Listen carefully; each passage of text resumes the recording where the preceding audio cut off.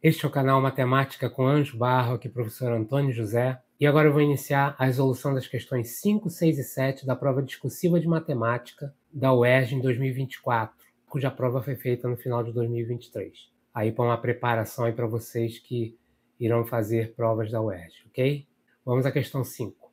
Uma instituição financeira oferece os seguintes tipos de aplicação aos seus clientes. Alfa, rendimento com juros simples a uma taxa de 12% ao ano, durante 5 anos. Beta, rendimento com juros compostos a uma taxa de 10% ao ano, durante 2 anos. Considere que o cliente fez uma aplicação alfa no valor de R$ 2.000. Após 5 anos, esse cliente fez uma aplicação beta durante 2 anos, com o montante Y obtido da aplicação alfa acrescido de X reais. Então vamos lá.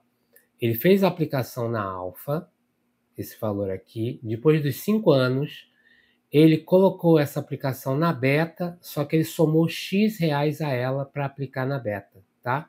E aí sabe-se que ao final da aplicação beta, desses 2 anos, né, os rendimentos, né, os juros foram iguais a R$ 1.050. Ele pede para calcular qual o valor X que foi acrescentado nessa mudança aí de alfa para beta. Tá legal? Essa questão é apenas fazer com calma e na ordem. Vai fazendo à medida que os eventos vão acontecendo. Então, a primeira aplicação foi a aplicação alfa. Então, vamos lá. Aplicação alfa. Nessa aplicação alfa, qual era o meu capital inicial? Que eu vou chamar de CA. Capital inicial da aplicação alfa. Era de, vamos lá, R$ 2.000. Foi o que ele aplicou. R$ 2.000. R$ 2.000. Perfeito? Qual é a taxa dessa aplicação? Que normalmente a gente chama de I, né? O índice. O índice da aplicação alfa. O índice está aqui, ó. 12% ao ano. 12% ao ano. Que é a mesma coisa, já vou converter aqui, que 0,12 ao ano. Converti para decimal, tá bom? Durante quanto tempo? 5 anos.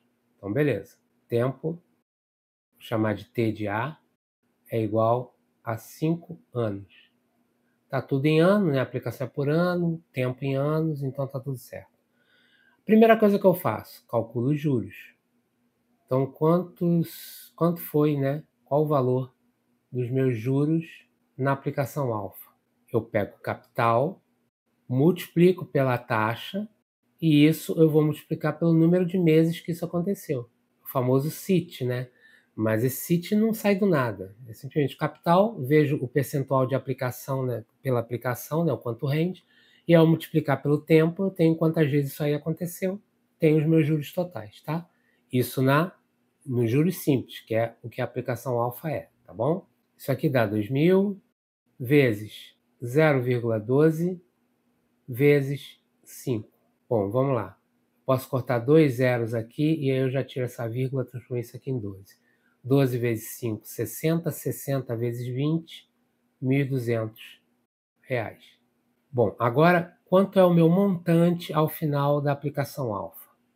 Montante da aplicação alfa. Isso aqui vai ser igual aos R$ 2.000 que eu tinha de capital, somados aos 1.200 que eu obtive de juros. Isso dá R$ 3.200.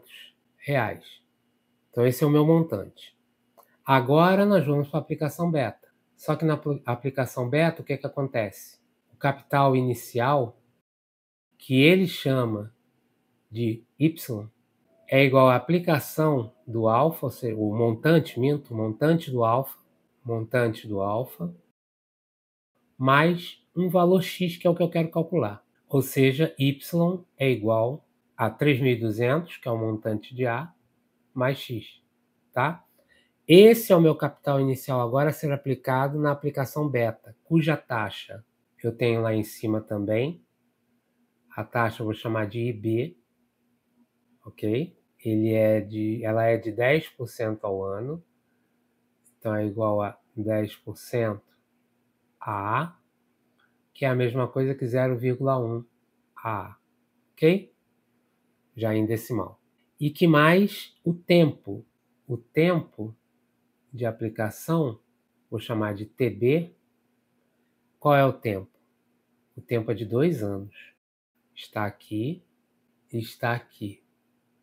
Sabe-se que os juros obtidos pela aplicação beta foram iguais a 1.050. Então, para saber os juros, no caso de juros compostos, a gente normalmente primeiro calcula o montante, e aí ao subtrair o montante do capital inicial, a gente tem os juros. Então, quanto seria o montante de B?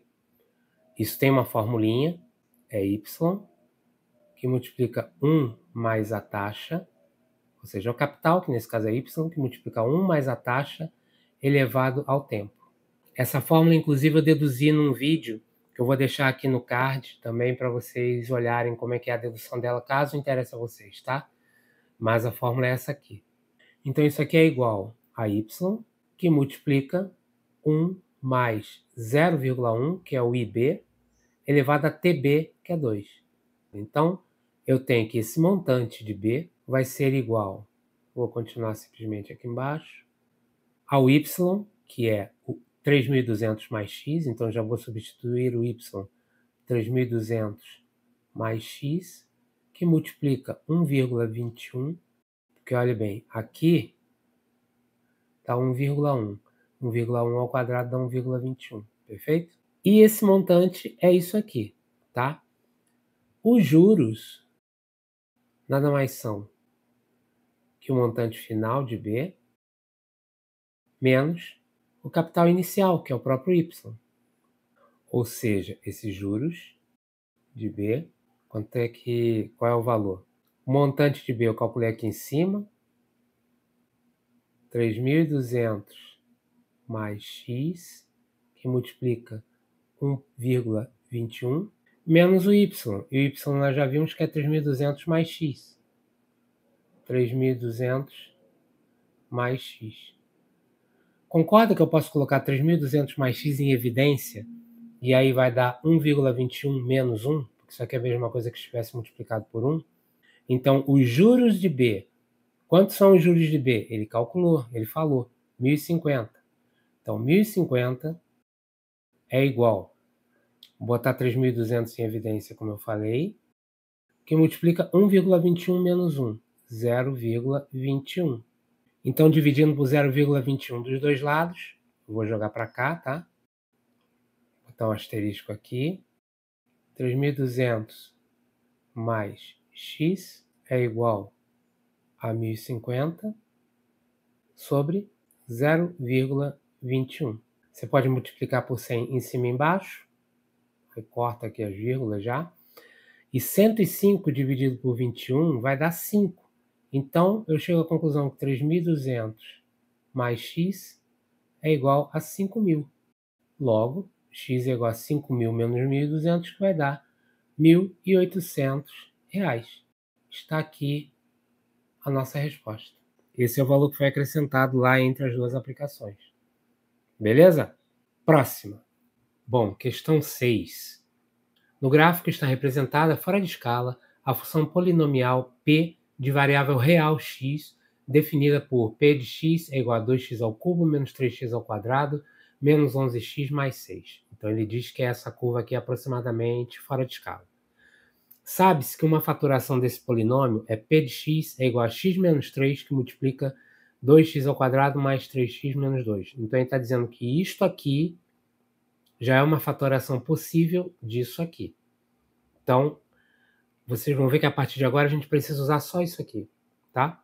Calcule as raízes dessa função polinomial e apresente ainda os valores de x que são as soluções da inequação p de x maior que zero.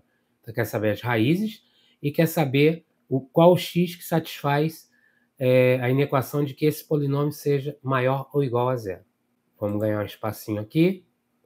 Bom, uma coisa ele já facilitou para nós, né? Em vez de trabalhar com polinômio de grau 3, eu já vou poder trabalhar com um polinômio que tem nele, né, um fator de grau 1 e grau 2. Para achar as raízes, isso vai ser fundamental. Então vamos lá.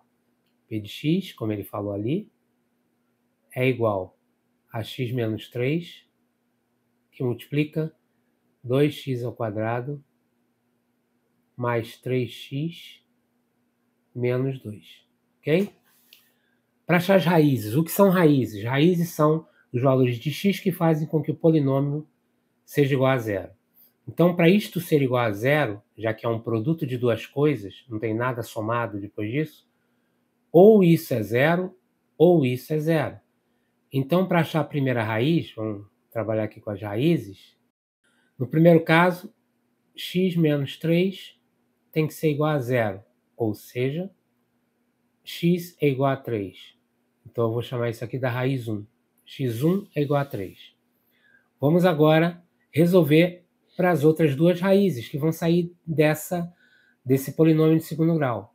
2x ao quadrado mais 3x menos 2 igual a zero.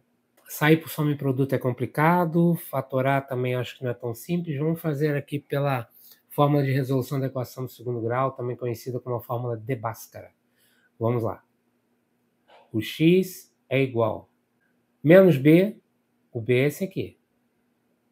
Então, menos b é menos 3, mais ou menos raiz quadrada de b ao quadrado, 3 ao quadrado dá 9, menos 4 vezes a, que é esse carinha aqui, vezes c, que é esse carinha aqui. O menos 4, com esse menos 2, vai ficar mais 8. Mais 8 vezes 2 positivo vai dar mais 16.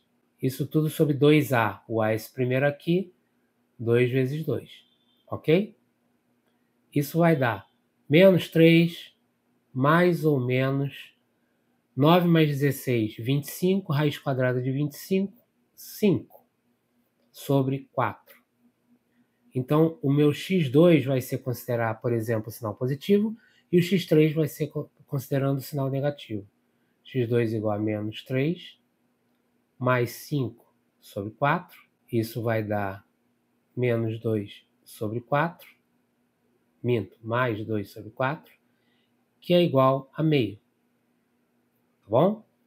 E o x3 vai ser igual a menos 3, menos 5 sobre 4, que é igual a menos 8 sobre 4, que dá menos 2. Então aqui eu vejo as três raízes. As três raízes são 3, meio e menos 2. Então isso já é uma das respostas. As raízes de P de x são...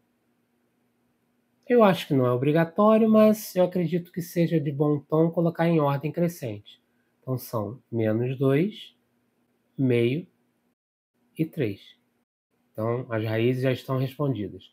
Agora vamos à segunda parte da questão, ok? Apresente ainda os valores de x, que são as soluções da inequação P de x maior ou igual a zero. Bom, agora eu vou chamar isso aqui de polinômio 1. Essa primeira parte aqui de polinômio 2. E vamos fazer o estudo de sinais. Talvez não precisasse fazer, porque ele já deu a curva, então facilita. Mas assim, vamos supor que ele não tivesse dado a curva, até para checar essa questão da curva, tá? Para o polinômio 1, assim, eu tenho que marcar aqui todas as raízes. Então, a primeira raiz é menos 2, a segunda raiz é meio, e a terceira raiz é 3. Ok? Em ordem. Para o polinômio 1, ele é uma reta, né, porque ela é do primeiro grau, com o coeficiente é maior que zero, ela é crescente. Então, abaixo da raiz, ou seja, na raiz ela é zero, abaixo da raiz ela é negativa, e acima ela é positiva, como se fosse uma reta passando aqui. Vou fazer em azul só para vocês terem mais ou menos uma ideia, como se fosse uma reta passando assim. Tá? Então, para lá é positivo, para cá é negativo. De volta. Para o polinômio P2, ela é uma parábola. Como o A, né, o coeficiente do x ao quadrado é positivo, ele é uma parábola com a concavidade voltada para cima, e além disso, ela tem duas raízes, porque a gente calculou, meio e menos 2. Desse meio e menos 2, concavidade voltada para cima, ela faz algo, vou botar em azul também, como isso aqui, ó. Ok? Então ela é positiva, ou seja, ela é acima do eixo para valores menores que menos 2. Aqui ela é negativa, e para cá ela é sempre positiva. Então, para estudar o sinal do P de x, Menos vezes mais, porque ele é o produto dos dois, menos vezes mais dá menos. Menos vezes menos dá mais. Menos vezes mais dá menos. Mais vezes mais dá mais. Então, se ele não tivesse dado a curva, vocês já teriam noção que a curva seria algo mais ou menos assim. Ela vem negativa. Quando passa pelo menos 2, ela vira positiva. Negativa, positiva. Então, aqui em menos 2, ela vem assim, fica positiva. Depois, em meio, ela fica negativa de novo. Então, ela faz isso. Aqui no meio, tá? E depois, ela fica positiva de novo quando é maior que 3. Então, ela faz isso. Então, aqui ela é negativa, como a gente viu o sinal aqui. Aqui ela é positiva, aqui é negativa, aqui é positiva. O que é que ele quer? P de x maior ou igual a zero. Então, P de x é maior ou igual a zero quando? Nesse trecho aqui e nesse trecho aqui, incluindo os pontos, porque ele diz que pode ser maior ou igual, então inclui os pontos.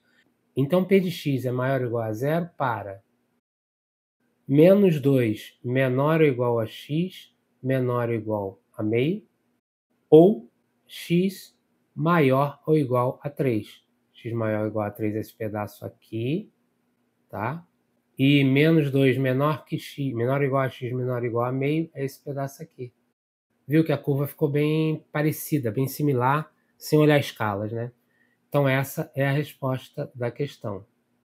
Se eu te pedisse o conjunto solução, aí é aquela nomenclatura que a gente já conhece, né? Conjunto solução é igual a, abre a chavezinha, x pertence a R, porque ele falou aqui em cima, na verdade na questão, né? Na questão ele falou que é real, então é real. X pertence a R, tal que menos 2 menor ou igual a x, menor ou igual a meio, ou x maior ou igual a 3. Se ele pedisse sobre a forma de conjunto de solução, seria isso aqui, tá? Beleza? Vamos para a próxima. Então vamos lá, questão número 7. Um surto de gripe em uma escola teve início com apenas um aluno. O número total y de alunos infectados pelo vírus da gripe até x horas depois do momento inicial da contaminação é dado aproximadamente pela equação y igual a 46 menos k vezes 3 elevado a menos 0,1x, em que 0 menor ou igual a x menor que 20. Então, isso aqui no caso 20 horas, né? Porque x está em horas. E k é uma constante positiva. Observando que o surto teve início com y igual a 1, ou seja, no tempo zero, quando começa a se contar, eu tenho um contaminado, e a partir dele começa tudo. Calcule o valor de K e também em quantas horas exatamente 31 alunos foram contaminados. Então, a primeira coisa que ele pede é o valor de K. Para isso, eu tenho que contar justamente com essa informação aqui. Ó.